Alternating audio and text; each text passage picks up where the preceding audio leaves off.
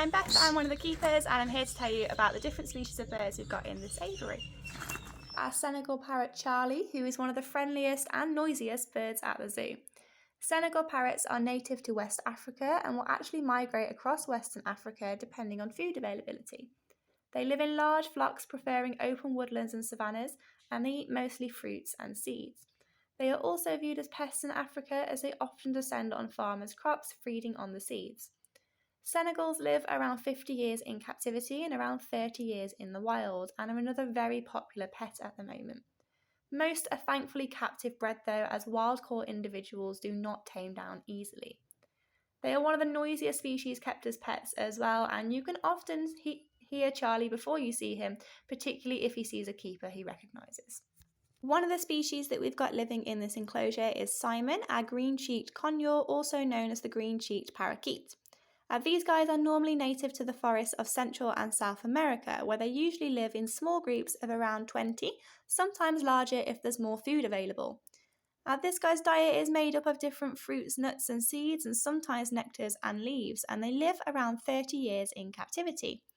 They are becoming very popular pets at the moment due to their quiet nature and their ability to learn some tricks and words, though Simon hasn't quite got that far just yet. Another species we've got living in this enclosure is Dennis, who is a crimson rosella.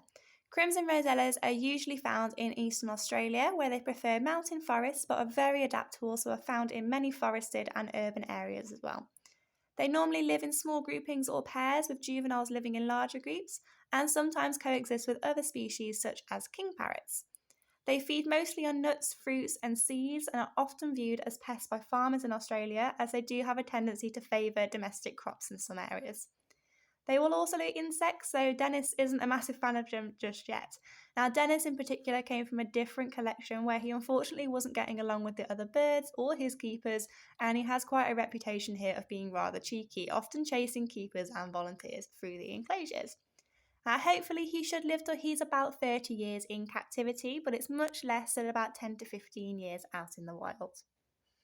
We also have a pair of rosy-faced lovebirds in this enclosure named Lois and Peter.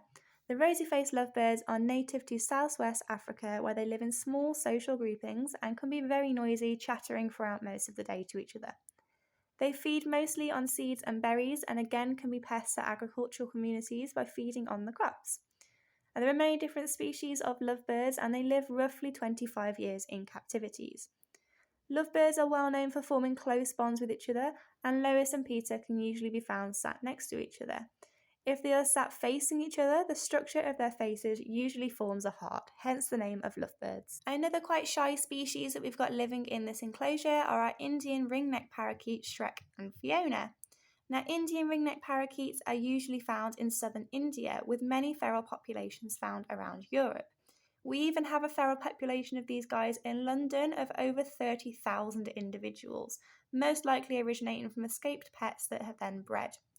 However, they are currently outcompeting the largest European bat species and some species of native birds, who are using the same nesting sites as them.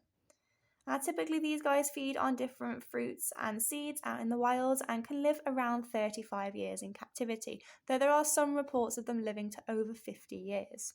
And they're another very, very popular pet at the moment due to how friendly they can be and their ability to sometimes learn human speech. Thank you for listening to my talk. Please ask our keepers if you have any further questions.